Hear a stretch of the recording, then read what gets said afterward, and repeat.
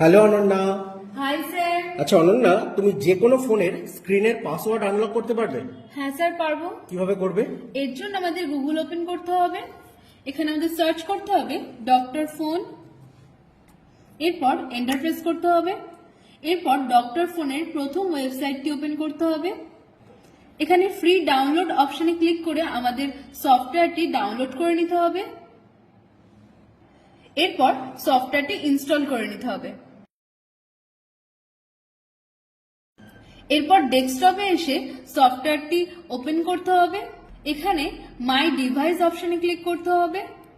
এরপর ইউএসবি কেবল দিয়ে ফোনটিকে কানেক্ট করে নিতে হবে। এরপর টুল বক্সে ক্লিক করতে হবে এরপর এখানে স্ক্রিন আনলক অপশনে ক্লিক করতে হবে। এরপর ফোনটি যদি আমাদের অ্যান্ড্রয়েড হয় তাহলে অ্যান্ড্রয়েড অপশনে ক্লিক করতে হবে, আর যদি ফোনটা অ্যাপেলের হয় তাহলে iOS অপশনে ক্লিক করতে হবে। এখানে আমরা অ্যান্ড্রয়েড অপশনে ক্লিক করলাম। এরপর এখানে নেক্সট অপশনে ক্লিক করতে হবে। এরপর ফোনটি যে কোম্পানির সেই কোম্পানিটিকে সিলেক্ট করে নিতে হবে।